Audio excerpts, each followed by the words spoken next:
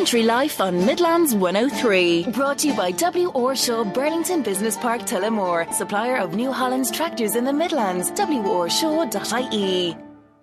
And you're very welcome to Country Life here on Midlands 103. It's MJ Clery with you until 8 p.m. this evening, bringing you the latest from the Midlands and further afield from the worlds of agriculture, food and agribusiness. Thank you all for joining me this evening. Thankfully, some good weather over the last few days with contractors and farmers busy. This evening and in a moment, Eamon Carroll from the ICMSA chats to me about the fertiliser support package. He's also currently attending the EPA conference in Galway. A word on that, milk prices and indeed the weather. Also, Teagasc are holding their annual sheep conference in Ballinasloe tomorrow. It's a conference with a difference, as there is an indoor session and then an outdoor element to the event also. More information from Michael Gottstein later in the hour. Ballykilcavan Brewery in County Laois sees the Farming for Nature Festival take place next week, Monday 22nd and Tuesday 23rd of June. Some really interesting speakers, absolutely jam-packed lineup for 2 days. Andrew Bergen from Farming for Nature will join me with more details towards the end of the hour. Also, Athlone Show takes place this weekend. Michael Flanagan will have a word on that. And also, Animal Health Ireland has just announced 26,000 free vet consultations for farmers across the country. Oisin Morgan with more on how to register.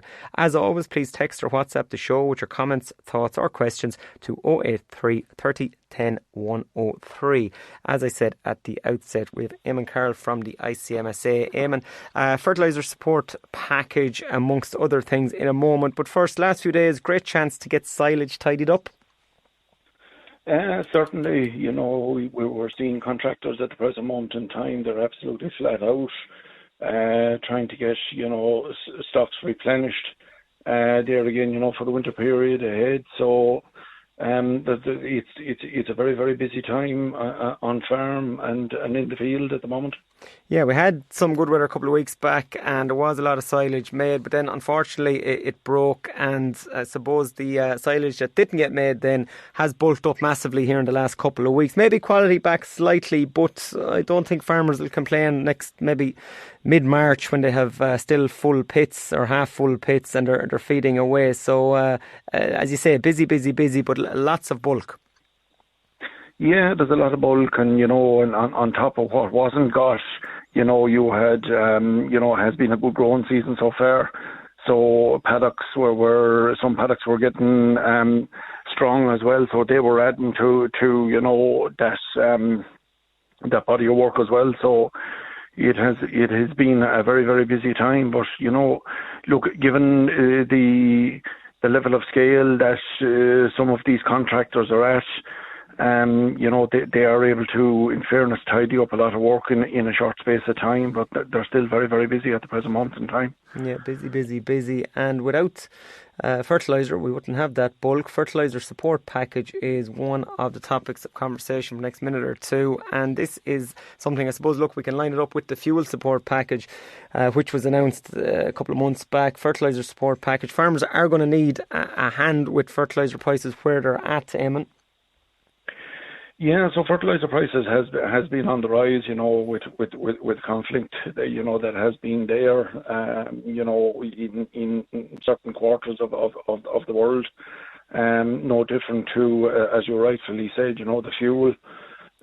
So the EU is putting together a package at the present moment in time to try and deal with that, because the bottom line at the end of the day is, people need food on the table, and unfortunately you can't produce food to the same quality and standards if you don't have, some level of fertiliser in there to grow those crops. And I suppose it's going to be one of those things, Eamon, where farmers want as much as they can. But if this is EU-wide, going to be challenging for it to make a difference. But that's essentially, I suppose, what you're calling on the government to do. You're looking for as much as possible for farmers. Well, sure, look, we are, it's no different, as I say, to the fuel one. They would put out a figure there, that there was 1.5 billion in financial aid, But when you distill that down into, the various different merchants and yards, it becomes very, very small, minute figure at the end of the day. As I say, fertilizer has skyrocketed, since last year. So, it's going to be certainly a challenge, for our own government and the EU. Just moving across for a moment, you're currently attending EPA conference. Have you a word on that first, please? Yeah, so look, this is a 2-day conference that's on here at the present moment in time. Today is day one. So we have seen through other media there at the present moment in time that, the EPA report was out there today. Given, their yearly report for the key indicators of water quality. And I suppose for ourselves, we were broadly disappointed, that there wasn't further improvements in water quality, given the amount of effort that has been put in by the ag sector. But what I would say is, I've attended this for the last couple of years, and I was very much taken of a positive today from all the guest speakers that had came on. It was the first time I have heard each of the speakers duly acknowledge the amount of good work that has been put in by the agri sector in terms of EIPs and funding, that they have used. So that fund is being fully utilised nearly at this stage. So we're looking for further funding for that. But it was positive in that regard. But as I say, we were disappointed that we didn't have further improvements in water quality, given the work that's been put in. Yeah, a fair point to make, though. I mean, given the work that's put in, a lot of really, really good work. And as you say, those EIPs and different elements of funding going out throughout the country, putting a lot of work into water quality. Lastly, before I let you go, milk prices, dairy farmers, yourself included, would like a few more cent coming in your milk check for the next number of months. Where are we looking at, or do we see a little rise in the future? It's very hard to say. Like, I mean, the overall position is that milk volumes is still up. We see the last day in the GDT, it got a bit of a decrease. So the market is still very, very volatile in that we are still overproducing. And when you start going from a global position, start hitting 4% and more, it's up at 4.4 in the last figures I had looked at. It's not a good place to be when you're selling product. When the position always had been, that you were in that safe space of growth at somewhere between 1 and 1.5%. So we're far superseding, what growth is there at the present moment in time. So that's not putting us in a great position for selling product. However, there is good, strong demand for protein, animal protein there, going into various different elements. And, look, that's very, very helpful, going forward at the moment. Yeah, I think that's what's keeping it all going at the moment. Eamon, we'll say many thanks for joining me here on the programme, and we will speak to you again here on Country Life. Thanks, MJ. Eamon Carroll there from the ICMSA, and as Eamon said, he is attending the EPA conference at the moment in Galway, and it's important to acknowledge all the good work that is being done by the agri sector up and down the country in relation to water quality, and these things don't take time, and maybe that's the reason those results aren't showing a little bit more positive at the moment. That is it for the first part of the programme. We're going to pop on, and it is going to be sheep after the break. Michael Gottstein from Teagasc is talking about their National Sheep Conference. Is taking place tomorrow in Ballinasloe, and it's a conference with a little bit of a difference. So there's an indoor element to it in the hotel, and then there's also an outdoor element on a local farm also. So 4 papers being given in the hotel, and then off you pop out to the local farmer and you get to see some workshops out there. So we're going to hear more about it in just a moment. Stay tuned. Country Life on Midlands 103. With W.R. Shaw, family owned and serving the Midlands since 1982, we're Ireland's largest independent agri-dealer, specialising in New Holland tractors and parts. With over 40 years' experience, we provide top quality sales, service and support. Visit W.R. Shaw in Tullamore and Carlow or online at wrshaw.ie.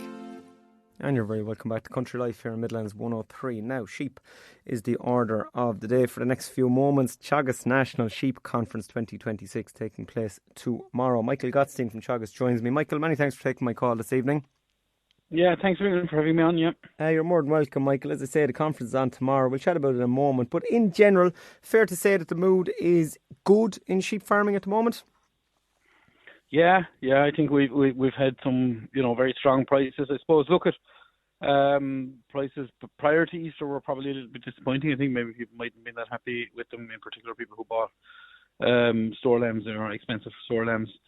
They didn't kind of reach the high prices, but certainly, things then did increase rapidly. And what's kind of, has people in good form now is that the prices have held right through. We're now in the middle of June and we're still seeing a price of €10 a kilo, for a lot of lambs being killed this week, which is a great price, So people who have lambs are very happy. I suppose a lot of the kind of mid-season lambing flocks are only starting to come into lambs at this stage, the first couple of lambs. So hopefully it'll hold. Yeah, I see. And we'll have some prices into the summer, Yeah, as you say, the fact of held is the big one. It's usually that summer dip is what catches people. I see a quote in front of me here. IFA sheep chair Adrian Gallagher said demand for sheep meat continues to strengthen with market conditions remaining very positive in key export markets. And good news because it's nice to be beating the drum with a little bit of positive news going forward, Michael, as opposed to talking about beleaguered farmers and poor prices. Yeah, look at it. It was a difficult enough spring, So it's, weather was probably reasonable there for a bit in March, but turned quite poor then in April. There was challenges with grass early on. That kind of remedied itself.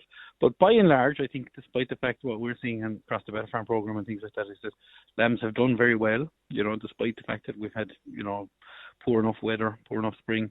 And prices are good. So I think by and large, I think most people are pretty happy with the way things are going at the moment and just hoping that it'll keep going. Exactly. And tomorrow sees your National Sheep Conference taking place in Ballinasloe, County Galway. So it's a conference with a little bit of a difference this year. Michael, can you expand, please?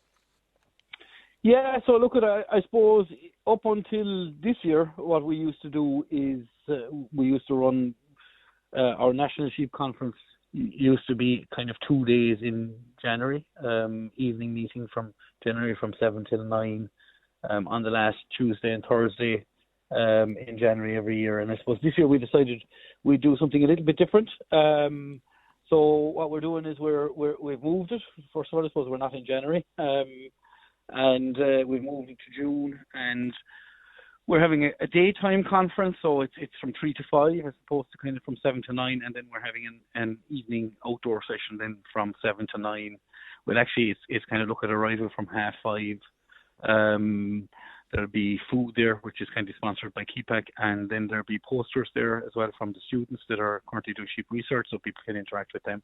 And then look at shortly before 7, we'll probably be kicking off with the first group. Hopefully we'll get a good crowd, and there's 4 workshops then that will walk people around over the following 2 hours then, so we have kind of people then to bring around groups to the various different workshops. And, that should be pretty engaging and hands-on. And to be honest with you, I think it's a great lineup of topics, both in the conference part and outdoors afterwards as well. So, I think it's a really good session. And I think anyone who has an interest in sheep, whether you're a farmer or an industry stakeholder or just somebody who's interested in sheep, maybe not farming at all, this is kind of an event that really should be kind of on your calendar for tomorrow. Yeah. Yeah, just looking at the conference, and you have a number of papers there, and as you say, look, there's always something for somebody at these if you're a sheep farmer. And I always say when I attend events such as this, the research that's done is done by esteemed academics who've put an awful lot of work into these papers. So there's always something to garner from them. If we look at it, first session, blue tongue and other exotic diseases of sheep. Look, no surprise there, you have a topic on blue tongue. It's going to be one of interest. Yeah, so look, I suppose blue tongue is a lot of noise about blue tongue back end of last year and early spring. So we were trying to avoid it as long as we possibly could. We were one of the last spots kind of on the western side of Europe that didn't have it. Blue tongue in sheep, when it struck initially, this particular variant in a couple of years back in Holland and Germany and Belgium was, very, very damaging, huge levels of mortality, horror stories, decimated the Dutch sheep industry. Then it came over to the UK, and look, I suppose they didn't see the same level of mortality. A lot of the cases in the UK were actually identified through kind of surveillance and factory surveillance and that type of thing. People probably didn't even realise that the sheep were sick. But certainly, I suppose what they did see in the UK very much was empty rates, in particular in cattle, very high levels of empty rates as a result of blue tongue. So blue tongue is has been kind of on the radar now for 6 months. There has been, I suppose, a good bit of vaccination done. I was actually surprised at how many even sheep farmers have vaccinated. Given that we didn't see very high levels of mortality in the UK on the sheep side, and we probably didn't see a lot of problems associated with blue tongue in the UK either, simply because a lot of sheep are mated later on in the year in kind of October and November, which is generally not your active mid-season for spreading the virus.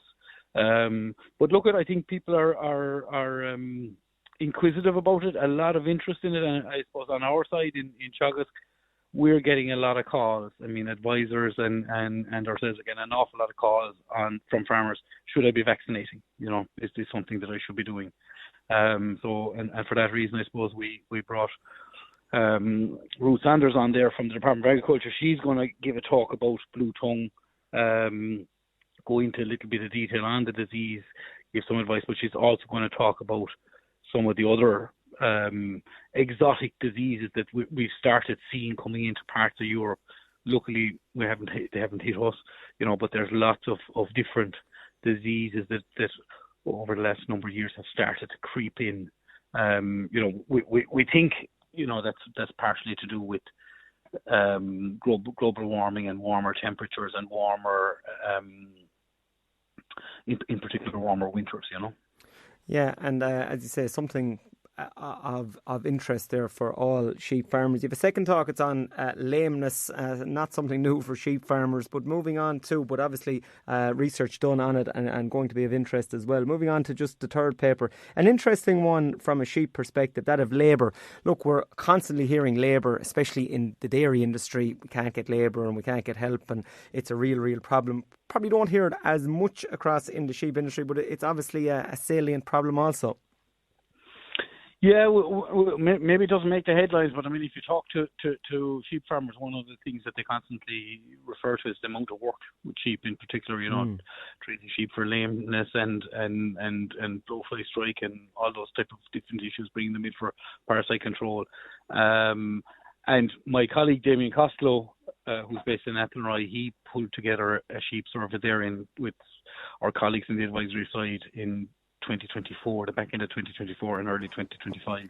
So they got a significant number of people, of sheep farmers, to fill out those surveys, and now we're basically analysing that. And it gives a very good insight into what are the challenges for sheep farmers, so, in terms of how many days annual leave do people take from their jobs to carry out tasks on their sheep farm. An awful lot of sheep farmers are part-time.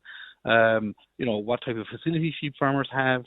We've a kind of a minimum spec of what we'd be calling an efficient sheep handling unit, and what percentage of farmers had that, and also in terms of the kind of views of farmers in terms of expansion, contraction, getting out of sheep, getting into sheep, that type of thing. So there's some very interesting findings from that. Look, at a lot of that is still work in progress. So Damien, together with our colleague Noreen McHugh, who's based down in Moore Park, are pulling that information together and are currently analysing it, doing the statistical analysis on it to make sure that it's scientifically sound, and also hopefully publishing a couple of papers out of that particular piece of work. But there's some very interesting findings on that, and Damien is going to give those tomorrow night. Very good. The first session is going to conclude. Darren Carty, regular contributor here to the programme from the Farmers Journal, is going to speak about markets and department schemes and CAP, something that's on everybody's lips at the moment, and that's going to be an interesting one for farmers as well. Then you're going to move out to the farm of John Galvin. He's in Tough-McConnell, County Roscommon. And what's on offer for that part, Michael? Yeah, so basically the conference finishes up around 5 o'clock, and then we'll be hoping that people will make their way then out to John Galvin's farm, and when they get out there, there'll be a food truck there, so there'll be free food that's kind of sponsored by KeyPack, and then some of the students that we have doing research projects in Athenry and Teagascan Athenry will present their papers, so people can go and have a look and see what's happening and what's the latest research and chat with them while they're eating their food. So we're kind of planning that from about 5:30 to just close to 7 o'clock, and then at 7 o'clock we're basically kicking off on the 4 workshops. So we have 4 workshops: lameness, grassland management, parasites, and breeding. And those are kind of hands-on workshops where we'll be going through practical, tips and tricks for people. What should you be doing in terms of controlling lameness? That's Jake Delaney again. Jake is also giving a paper. He has a workshop there with live sheep where he'll be showing people how to identify lame sheep, how to identify the different types of lameness, and how to control it. He's done a lot of work on this over the last number of years, and he's really a mine of knowledge on that. On the grassland management side of things, we see that concentrate feed is the biggest single variable cost on sheep farms. Okay, so an awful lot of money goes on meal. We're not saying that people shouldn't be feeding meal, but certainly I suppose we should be getting as much out of our grass as we possibly can. And I suppose decisions that people are making, in particular this time of the year, it gets difficult to manage the quality of the grass. Quantity generally is not an issue this time of the year, but quality becomes an issue. And lambs are being weaned now, so they're totally dependent on grass. Mommy is gone. There's no more milk going into the system. And I suppose the impact of the quality of grass then has a big impact on lamb performance. So how do we maximize the performance from grass? If people want to top up with meal or whatever afterwards, that's their own business. But certainly in terms of getting the most out of what they have on the grass side of things.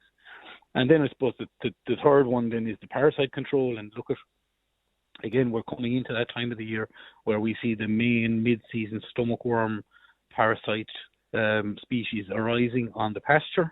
These are generally on the pasture in relatively small numbers in the springtime that have overwintered. They're cycled then through the lambs and the ewes, and then over a period of time, the number of parasites on the pasture increase, and the lambs are picking those up. The lambs are very susceptible to those parasites, and they cause ill thrift and poor performance. And I suppose, how do we manage that?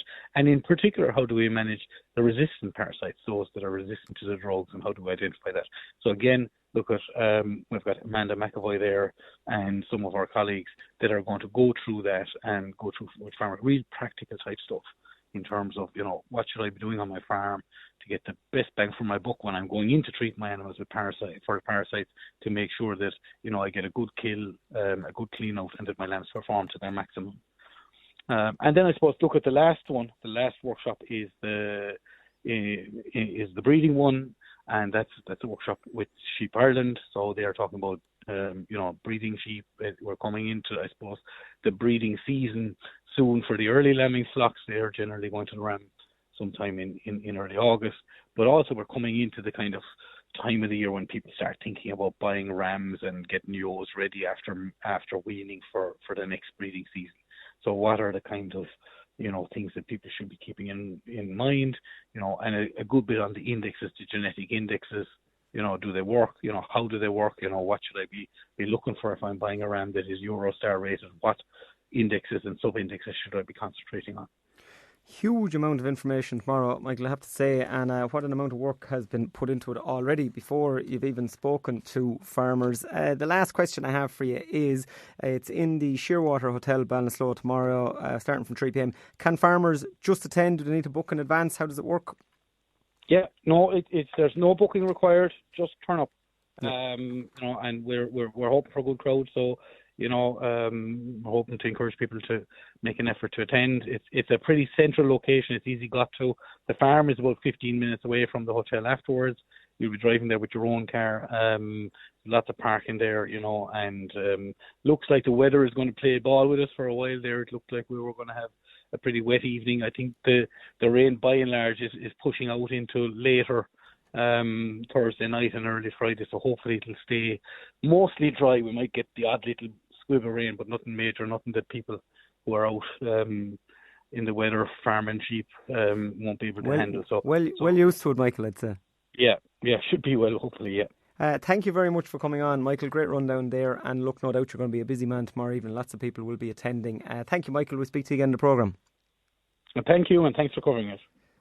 Michael Gotstein there, Teagasc, and as we say, that is on tomorrow, 3 p.m. What a huge amount of information there between the indoor session and the outdoor session. I like the way it's broken up as well. Sometimes, while the indoor sessions are good, it's hard to maintain concentration for, hours on end if there's 5 or 6 papers. So the fact it's broken up, you go and you get your bit of food, something to eat, and then you see the outdoor sessions as well. And look, something for everybody there. Good central location as well. If you're coming from west of Ireland or indeed here from the Midlands, it's right there off the motorway, Ballinasloe. That's the National Sheep Conference taking place tomorrow.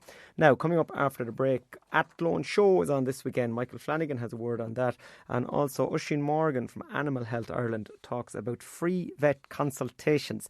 There are 26,000, I believe, free vet consultations available. He's going to tell you how you apply. Stay tuned.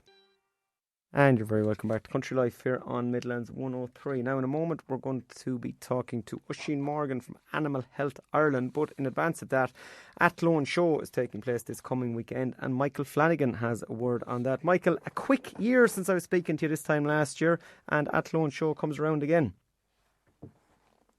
Maybe I'm getting old, MJ, but the years are passing very, very quick. Same really for everybody, Michael, I think. Yesterday, Yeah, I think it's same for everyone, unfortunately. Elaborate on us for a moment, Michael, please, on the show this coming weekend. Well, again, MJ, thanks for your support. And first of all, I'd like to say to the sponsors, without the show, without the sponsors, there'd be no show. And sponsors and volunteers are a vital part. And then on Sunday, we have Father's Day, which is another big attraction, and we invite all fathers and families to come to Athlone Show and enjoy the occasion. We have Rohan's bus service leaving Golden Island Shopping Centre at 10 a.m. on the hour. And I think this year, MJ, is probably the biggest show we've had for a long, long time. I mean, in the horse section, we have over 100 classes with 8 rings going at the same time.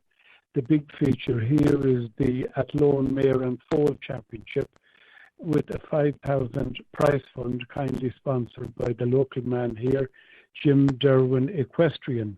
And then in the cattle section, we have 41 classes with 10 cattle breeds catered for.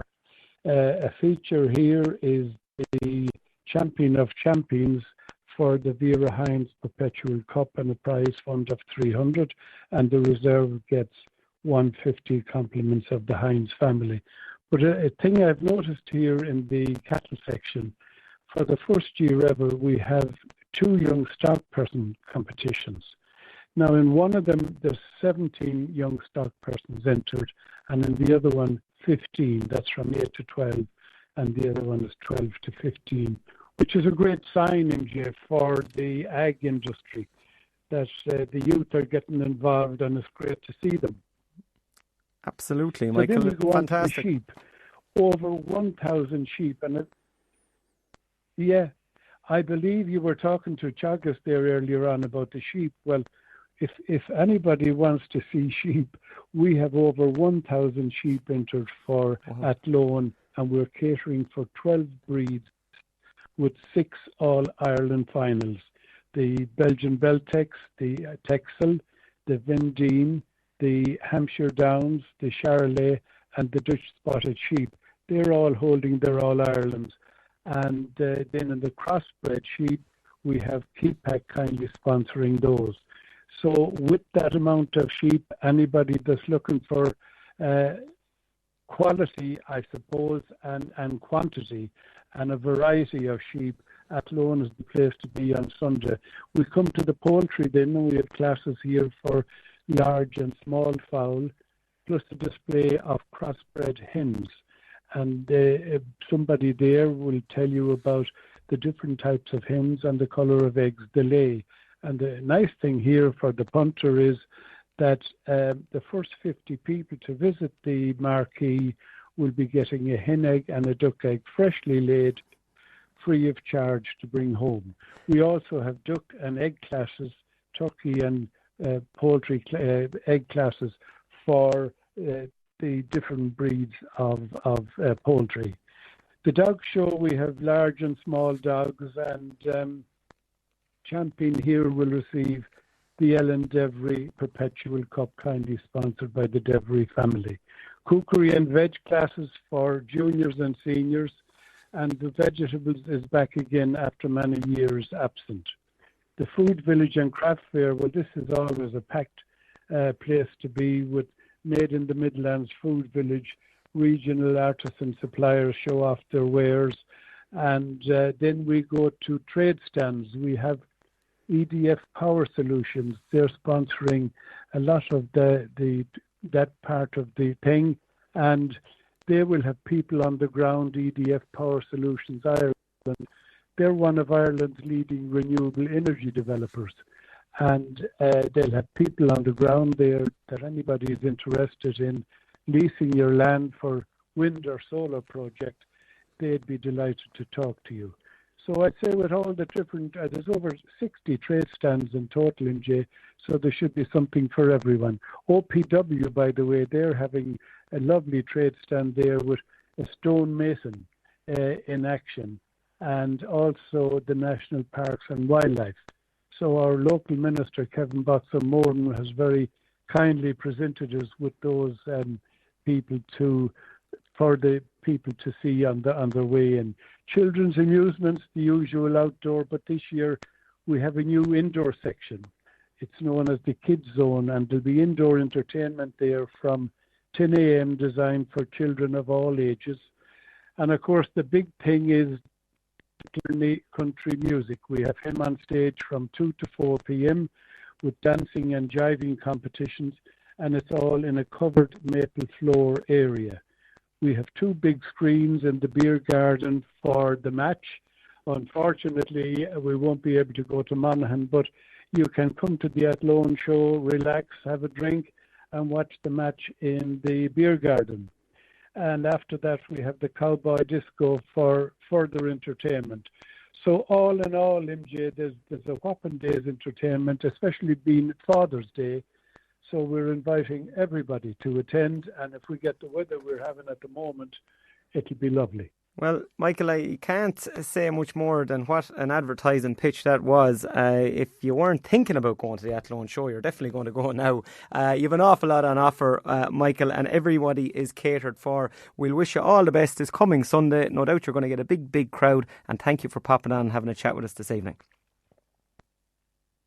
Thanks again, MJ, for your support. Michael Flanagan there from the Athlone show, taking place this coming weekend on Father's Day, and what a nice day out that would be for the family with so much on offer. Now we're moving across to Animal Health Ireland, and they have opened up 26,000 free vet consultations for farmers. Oisin Morgan from Animal Health Ireland joins me now. Oisin, many thanks for taking my call this evening. Thanks a million, MJ, for having me on. We're absolutely delighted to be able to offer 26,000 free veterinary visits to all the farmers of Ireland. Look, at what we're offering is very, very straightforward.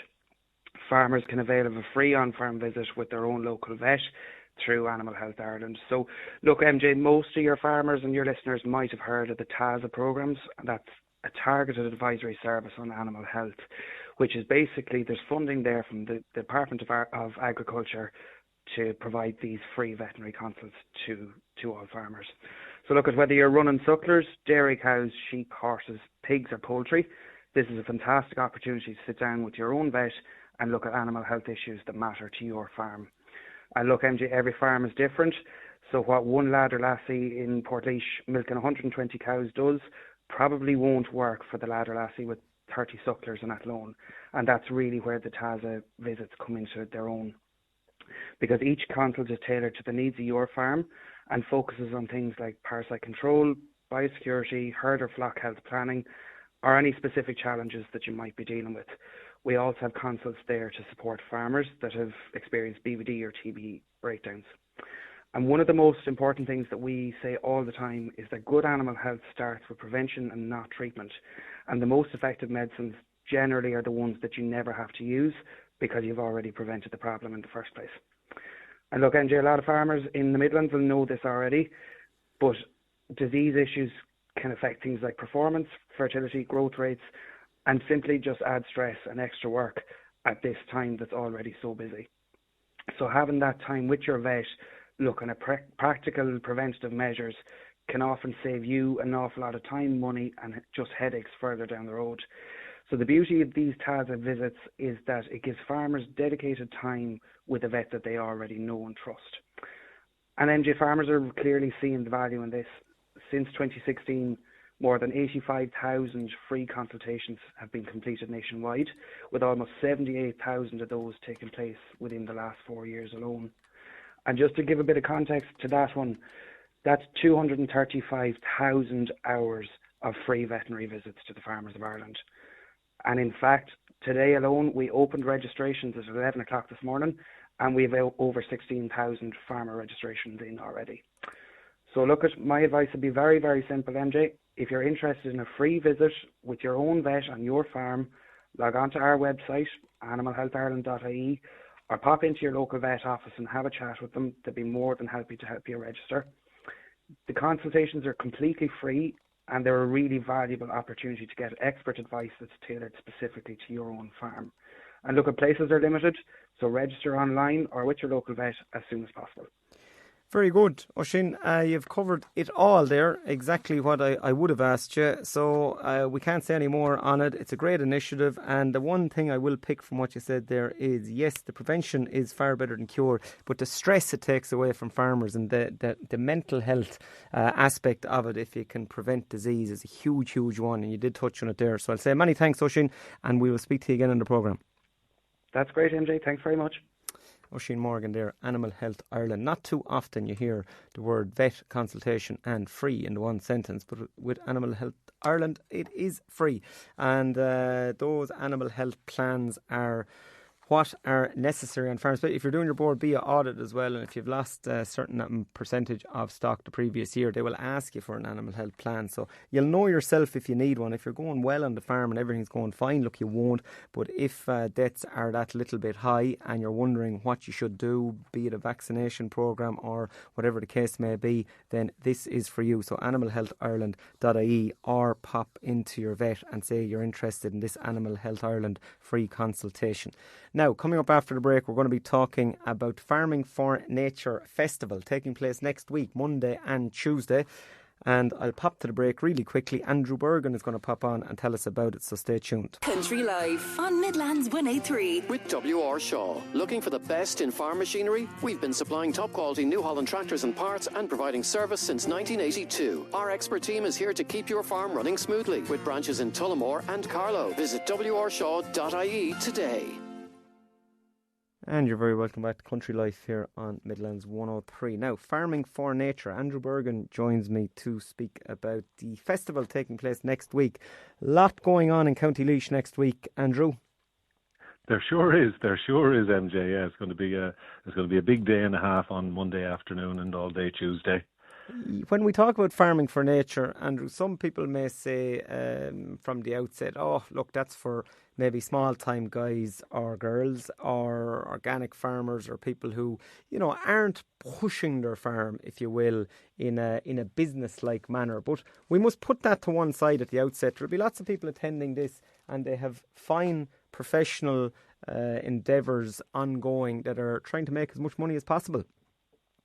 Yeah, well, actually, farming for nature, buddy, it does definitely have that bit of a reputation, but in my experience, it's always been very focused on people who are farming professionally. They're actually making a living of this. It's not really, hobby farmers are not part of its thing, It's looking for people who are actually making a living out of farming, but doing it in a way that has some regard for nature. And there's a big range of people, from some very large commercial operations, but they're attendant to nature, to some quite small outfits. But the key thing with them all is that they're focused on making a living out of their farms.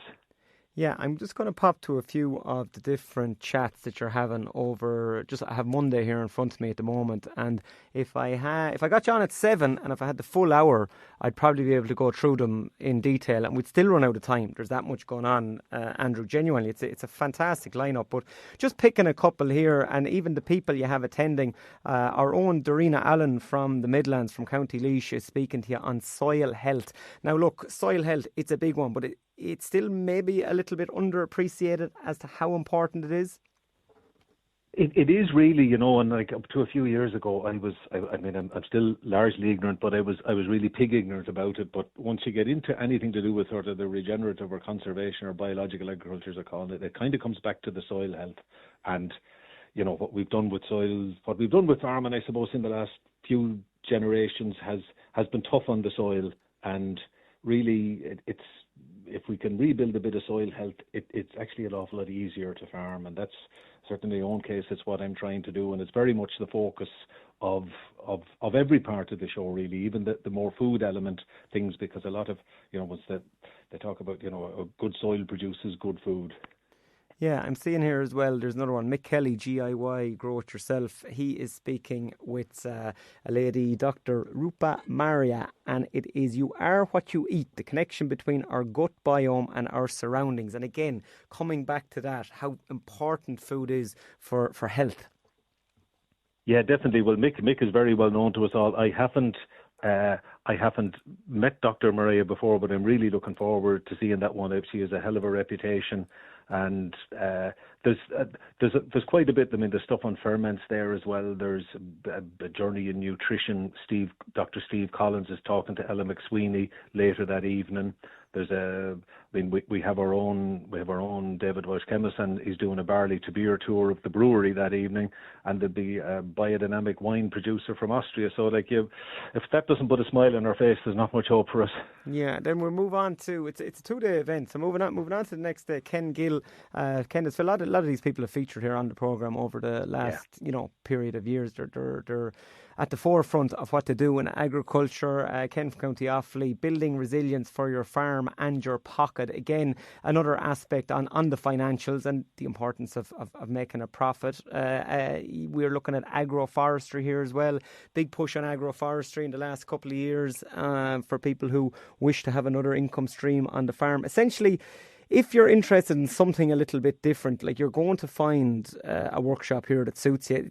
I suppose the issue is trying to fit them all in, and which ones are you going to go to and which ones are you going to miss. That's the problem, and a good problem to have. The other little festival that runs in Stradbally, where there's this fear of missing out that you can't go to see everything, and unfortunately that's the thing. But there's a lot there. Base Ireland is running one of the marquees and has a line of speakers, and probably a bit more hands-on too, and it's got some excellent speakers among its own members, and a couple of really good guest speakers who are soil experts and experts in advising on kind of regenerative agriculture.